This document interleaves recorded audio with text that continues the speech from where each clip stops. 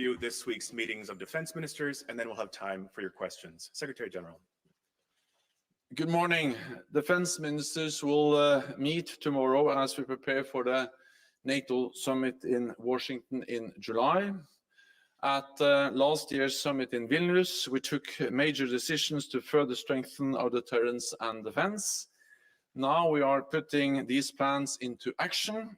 This requires investing more, and we are making real progress. Today, I can announce our latest figures.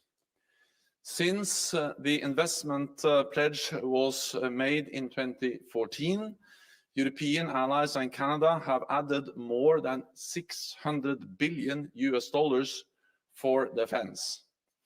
Last year, we saw an unprecedented rise of 11% across European allies and Canada. This year, I expect 18 allies to spend 2% of their GDP on defense. That is another record number, and a six-fold increase from 2014, when only 3 allies met the target. In 2024, NATO allies in Europe will invest a combined total of $380 billion in defense. For the first time, this amounts to 2% of their combined GDP. So we are making real progress. European allies are spending more. However, some allies still have a way to go, because we agreed at the Vilnius summit that all allies should invest 2%, and that 2% is a minimum. At the ministerial, we will also discuss further ramping up production of ammunition. In the past few months, NATO has agreed contracts worth $10 billion. And just this week, Germany launched construction of a new ammunition factory in Lower Saxony. At full capacity, it will produce around 200,000 artillery shells per year. And we will also review progress in full resourcing our new defense plans. Right now, we are testing these plans to exercise Steadfast Defender, the largest NATO exercise in decades, with approximately 91,000 forces from all 31 allies and Sweden. This is a clear demonstration of our capabilities. We can never take peace for granted, but there is no imminent military threat against any NATO ally. NATO will continue to ensure that there is no room for miscalculation in Moscow about our readiness and resolve to protect all allies. This week, we'll also hold a meeting of the NATO-Ukraine Council and a virtual meeting of the US-led Ukraine Defense Contact Group. Both of these meetings will focus on our support. We continue to help Ukraine move closer to NATO standards on everything from procurement to logistics. And allies continue to make major deliveries of weapons, equipment, and ammunition. This support makes a real difference. With our help, the brave Ukrainians have retaken half of the territory that Russia seized, opened the corridor in the Black Sea, and are inflicting heavy losses on Russian forces. NATO's support is an example of true transatlantic burden sharing. I welcome the recent decision by the European Union on a major new package of aid, and I count on the US Congress to follow soon. This is not charity. This is an investment in our own security. With that, I'm ready to take your questions. We'll start with the BBC in the second row here, please. Thank you very much, Jonathan Beale from BBC. I just want to take you back to Donald Trump's comments at the weekend. You've already issued a statement saying that they undermined all NATO security and put soldiers at risk. Can you just explain what you meant by that? And would you go as far as President Biden, who said Donald Trump's remarks were dumb and dangerous? And separately on the spending, you've highlighted increases in NATO spending today, with an expectation that 18 countries will meet the 2% target. What would you say has been the main motivator of that? Is it threats from Donald Trump, or is it threats from Vladimir Putin? Thank you. NATO has been able to prevent a military attack against any NATO ally for 75 years. And we have done that because it has been absolutely clearly communicated from all NATO allies at any time that we are there to protect all allies. The whole idea of NATO is that an attack on one ally will trigger the response from the whole alliance.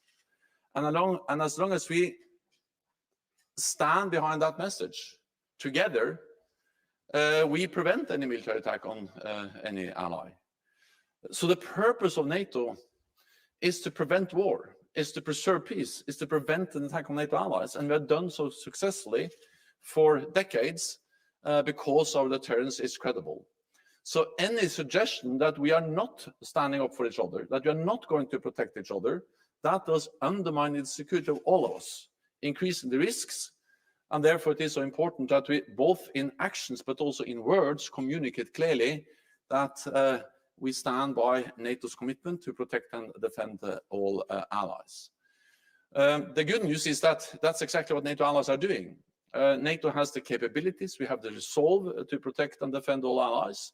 And that's also the reason why we don't see any imminent threat against any NATO ally, because we have since 2014 significantly enforced our collective defense.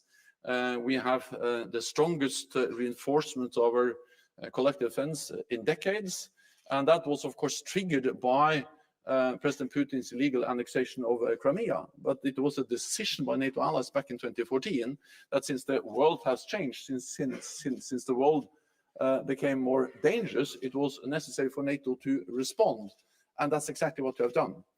With more defense spending, record high defense investments across the alliance, with more forces deployed in the eastern part of the alliance, with higher readiness of our forces, with heavy investments in new modern capabilities, all of that together has strengthened NATO. And as long as we continue to invest, as long as we continue to adapt NATO, we will continue to ensure that no NATO ally is attacked. Sorry, you didn't mention Donald Trump. So what is your message to Donald Trump specifically? So my message is exactly what I said, that we should not undermine the credibility of NATO's deterrence. And that's both about the capabilities we are investing in, but also how we communicate, because the deterrence is in the mind of our adversaries. And we should leave no room for miscalculation or misunderstanding in Moscow about our readiness and our commitment, our resolve to protect all allies. And the reason to do so is not to provoke a conflict, but is to prevent the conflict, as NATO has done successfully for 75 years. We'll go to ZDF up here on my right, please. Thank you. Florian Neuhan, ZDF German TV. Again, one follow-up question on the Trump statements, Mr. Stoltenberg. There is now a discussion going on in Europe whether it needs an own nuclear deterrence. What is your position on that? Does European Union as a whole, or maybe some European member states should think and develop an own nuclear deterrence in order to be better prepared for a future with maybe Donald Trump in the White House? And the second question, you mentioned the ammunition factory, which was inaugurated by Chancellor Scholz. It's going to take a month until there's really a production starting, but there's a lack imminently now in Ukraine. What can and what should NATO countries do in order to help Ukraine now with ammunition? Thank you. We have a NATO nuclear deterrent, and that has provided the ultimate security guarantees for NATO allies for decades. And this is the arrangements we have together in NATO with agreed procedures for command and control, doctrines, we're exercises together. And of course, this is the combination of US nuclear weapons in Europe, but also all the NATO allies providing the planes, the infrastructure, the support to be able to ensure that this nuclear deterrent is functional, operational, safe and secure and reliable. This is a nuclear deterrent that works, and we should continue to ensure that it remains safe and reliable. Part of this is also, of course, that we have two other allies with nuclear weapons, the United Kingdom and the United and France, and I think the issue is that this is the way we organize our nuclear deterrent in NATO, and we should do nothing to undermine the credibility of that either. Then on ammunitions, we need, of course, to do both, to do two things at the same time. We need to be able to deliver ammunition in the short term, meaning that we need to continue to dig into our own stocks. We need to see if it's possible to buy ammunition from outside NATO countries, and allies have done that. And we need to also be able to ramp up production from existing factories. More shifts has been a way to actually increase production from existing production capacity. But in the longer term, we need to increase also the production capacity. And therefore, I welcome decisions not only by Germany, but also from other allies to invest more to ramp up production. And that's the way we will ensure that we're able to both continue to support Ukraine with a steady flow of ammunition, but also to replenish our own stocks, which have now been depleted, to enable us to support Ukraine. Go to Radio Free Europe on the fourth row over here, please. Denis Dermenji, Radio Free Europe, Moldovan Bureau. In previous years at the Madrid and Vilnius summit, the allies pledged to support Moldova, and lately we've been hearing more and more claims that Moldova is Putin's next target. And this week, Shahed drone was found shot down on its territory. Could you please explain what kind of assistance from allies the so-called next Putin's target can receive, and what NATO can offer to Moldova through the new ITPP, which will be launched next year? Thank you. Well, as the discovery of drone fragments in Moldova just demonstrates that the war in Ukraine is dangerous. And this is a direct result of the war aggression that President Putin launched against the neighbor of Moldova, against Ukraine, and demonstrates the reckless behavior of Russia attacking another country, also with consequences for neighbors like Moldova. We are working closely with Moldova. We are closely monitoring the situation. Moldova is a partner. We are working with them on reforms, on capacity building. But of course, we also respect the neutrality of Moldova. And Moldova is not seeking NATO membership, but we welcome very much to further strengthen the partnership with Moldova. We'll go to Interfax here, please. Third row. Yeah. Thank you, Dylan. News agency Interfax, Ukraine, Irina Sommer. Coming back to defense industry, recently President of the European Commission, Ursula von der Leyen, said that Ukrainian defense industry will be integrated with the EU. Is it such a possibility in the frame of NATO to do so? Thank you. So we are working closely with the Ukrainian defense industry, and we welcome efforts by all NATO, all allies, but also by the European Union to see how we can further strengthen the Ukrainian defense industry. I think the Ukrainians have demonstrated ingenuity and skills when it comes to producing more weapons, developing new weapons, and not least combining different types of technologies when it comes to unmanned vehicles, drones, but also maritime drones, to enable them to actually inflict heavy losses on Russian forces, also far behind the lines, including ships in the Black Sea. So both when it comes to ramping up production of 155 ammunition, but also more advanced weapons, we are working with Ukrainians. I welcome the efforts by NATO allies, defense industry working with Ukrainians, and we are, as part of the NATO comprehensive package, also working on interoperability and standardization, which is part of integrating Ukraine more and more into NATO, or moving Ukraine closer to NATO. Go to Deutsche Welle, please, in the third row. Thank you so much, Alexandra von Deutsche Welle, DW.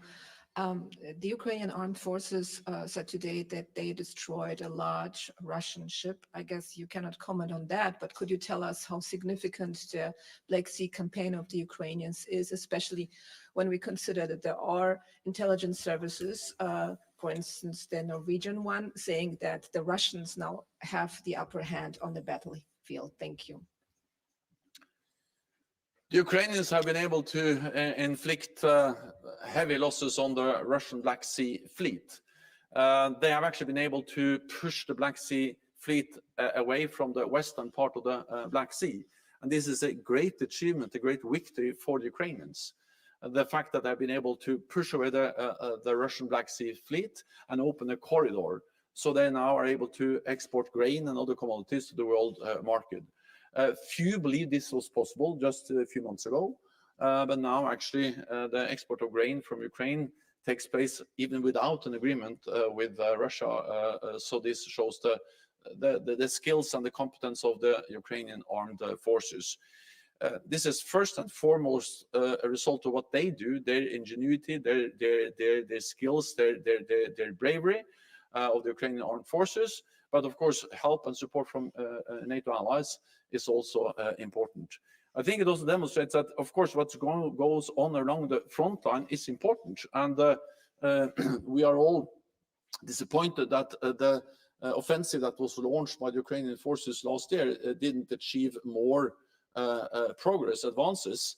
At the same time, we should not forget that even though the front line has not changed, the Ukrainians have been able to actually attack behind the Russian lines, both on land, destroying command and control, arms depots, and important also Russian capabilities, including aircraft, but also continue to destroy parts of the Russian Black Sea fleet, and this just shows the skills of the Ukrainian armed forces.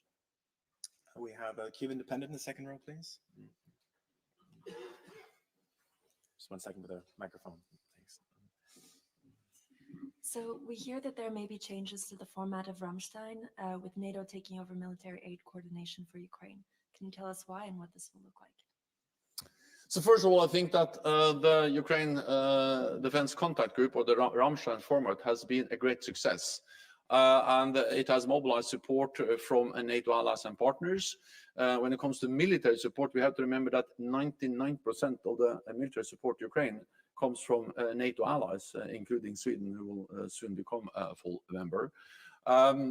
We are constantly discussing how we can ensure that our support is sustained, how we can organize the support in the best possible way. We will have a meeting in the NATO-Ukraine contact group today, a virtual meeting. Defense ministers will meet tomorrow, NATO defense ministers. It's not possible for me to go into any more details about those discussions. These are ongoing deliberations, but the aim is, of course, to ensure that we continue to provide support to Ukraine in the best possible way and in the most robust way as possible. We'll go to the gentleman in the black blazer here in the second row, please. Thank you. Barzan Reporter from Kursan 24. On the Middle East, Iranian regime behind most of the conflict because they have so many militia in Iraq, Syria, Yemen, Lebanon. Just a few weeks ago, has been attacked U.S. bases in Jordanian and also in Erbil city, the capital of the Iraqi Kurdistan region. And this kind of attack has been again and again. And also you have so many soldiers right now in Iraq. They are training the Iraqi forces.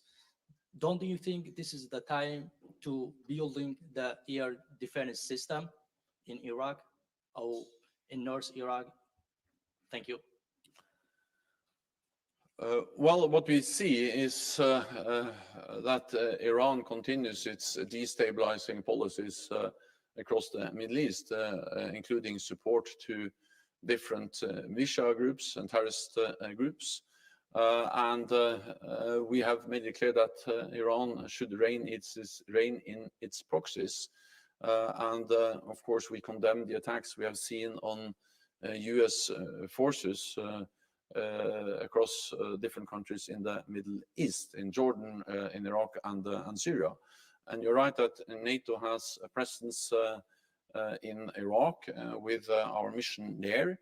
We help the Iraqis to build capacity to ensure that ISIS does not return, and we work with Iraq on many different in many different areas, and of course anything that can help them also to defend against air strikes is important for Iraq and important for forces deployed in Iraq. We'll go to Bloomberg back here, lady in the pink scarf, please. Natalia Drozdiak, thank you for the question. I just wanted to follow up on what NATO's role might be in Ramstein going forward. Are there any discussions within the alliance about what could be done to ensure that Ukraine, aid for Ukraine is insulated from allies' elections over the coming years? Thanks so much. So we are constantly, since the start of this war, we have discussed how to best organize our support. But the most important thing is actually not the framework we have around the support, but the most important thing is that NATO allies make the decisions to provide support, regardless of what kind of framework that support is provided through. My main focus remains when I meet NATO allies to ensure that they continue to make the political decisions needed to provide weapons, ammunition, spare parts, maintenance, training, and also financial support. And through different frameworks, bilaterally, through the NATO Comprehensive Assistance Package, through the European Union, and through joint efforts, different allies together, they have provided unprecedented military, economic, and humanitarian support. And I count on and expect that NATO allies will continue to do so. This is a true example of transatlantic burden sharing, because if you put together economic support and the military support, actually European allies and Canada are providing more support than the United States. The United States is of course vital when it comes to military support, and I count on the United States to continue its military support. But it is important to realize that this is actually European allies and Canada and United States together. Canada provides training, provides also equipment and ammunition, and then European allies and the United States is doing the same in different formats. Time for just one or two more. We'll go to Face TV in row 4, please.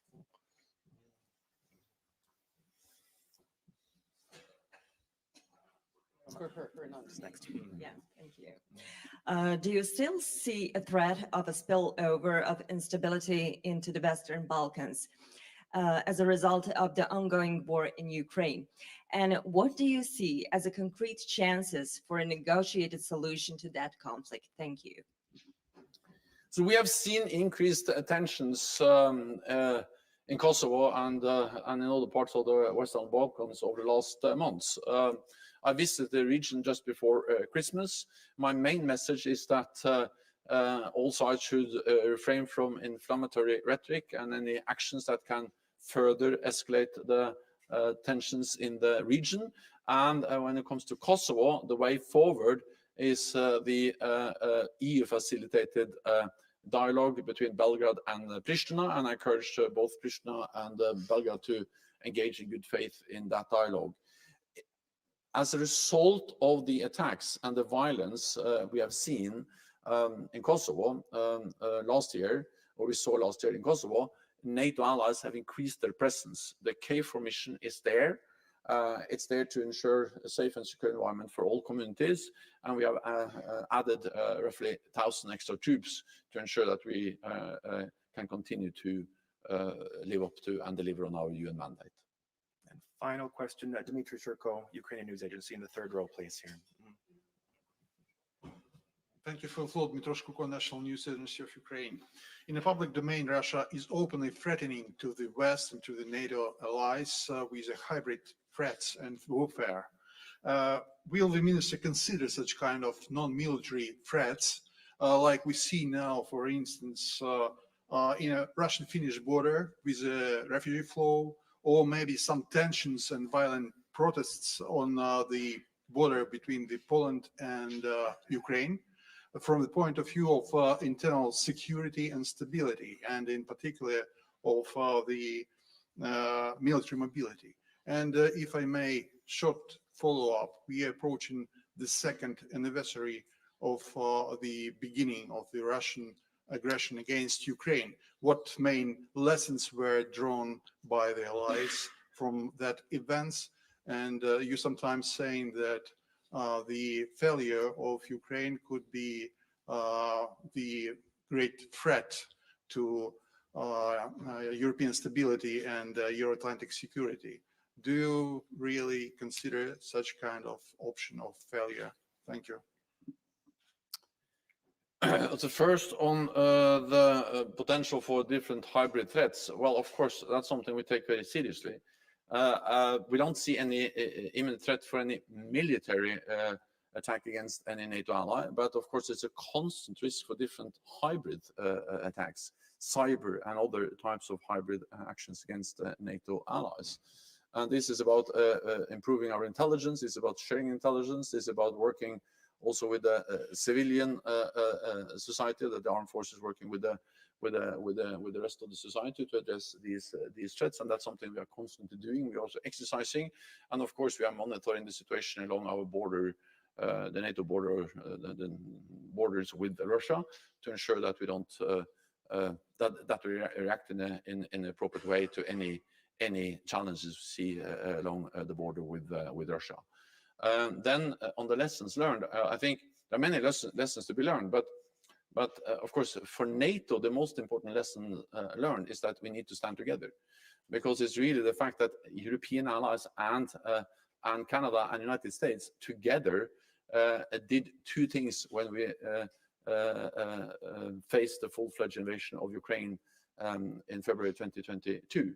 The first thing we did was to agree to step up our support for Ukraine.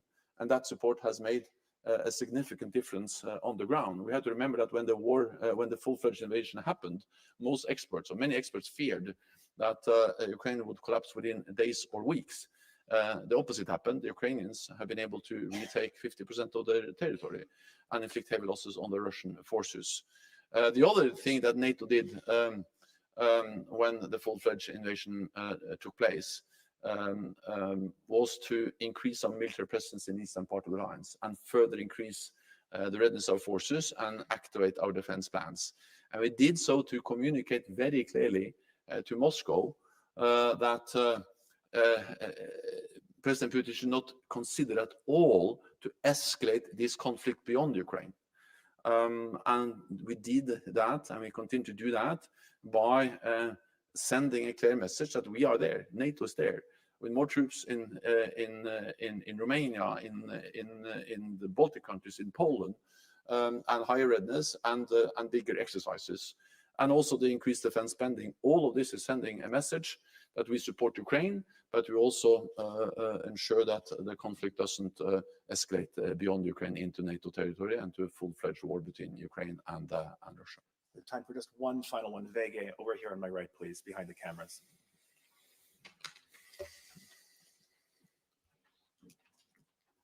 Thank you. Alf Jonsson from VG. During your visit to Washington in January, you said you had the chance to talk to Republican leaders in both chambers of the Congress and also Republican-leaned think tanks. And in light to your talks there, was Trump's statement last week a surprise for you, or was it in line with what you heard during your stay in Washington? So what I heard in Washington when I visited Washington, and rightly, as you said, I met many Republicans or representatives both in the House and in the Senate from both parties. The message and the broad agreement from all of them was strong support to NATO and strong support to Ukraine. And therefore, I welcome the decision by the US Senate on an aid package to Ukraine, and I count on the House to agree or to find a way forward to ensure that Ukraine can continue to receive substantial military support for Ukraine, or from the United States to Ukraine. I think that we need to realize that a strong NATO is important for Europe, because it's obvious that the troops, the US troops in Europe, the American commitment to European security is essential to prevent any attack on European allies. But a strong NATO is also good for the United States, because through NATO, the United States has something no other NATO ally has, and that is, no other major power has, and that is more than 30 friends and allies in NATO. And that makes the United States stronger and safer. So it is in the national security interest of the United States to keep NATO strong. It is strong bipartisan support in the US Congress for NATO. And we have to listen and take note of the following. The criticism that we hear is not primarily about NATO. It's about NATO allies not spending enough on NATO. And that's a valid point. And it's a point and a message that has been conveyed by successive US administrations, that European allies and Canada have to spend more because we haven't seen fair burden sharing in the alliance. The good news is that that's exactly what NATO allies are doing. With a record high increase in defense spending last year, with now 18 allies spending 2% or more, and more allies are coming close to 2%, and I promise to be there very soon. And the fact that we now see record high spending across Europe, European allies, just highlights that this message have had an impact.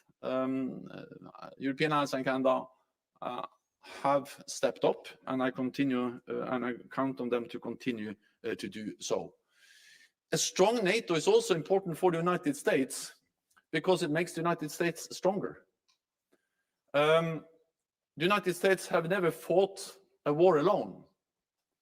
They always fight with allies, and that makes the United States stronger. From the Korean War to Afghanistan, NATO allies have been fighting shoulder by shoulder with US soldiers. And we have to remember that the only time we invoked Article 5 was after an attack on the United States and in Afghanistan, 9/11, and hundreds of thousands of Canadian and European troops served in Afghanistan to protect the United States, and many of them paid the ultimate price. So that's the reason why there is strong support for NATO in the United States, because they, of course, understand the same as the Europeans understand, that we are stronger together. And of course, the more concerned they are about China, the size of China, the more important it is to keep NATO strong, because the United States represents 25% of the world GDP. Together with NATO allies, we represent 50% of the world economy and 50% of the world's military might. So as long as we stand together, protect each other, we are safe, we prevent an attack, and we ensure that we are standing up for our values through a strong transatlantic bond. That's all we have time for today, but we'll see you tomorrow for the ministerial. Thank you. Thank you.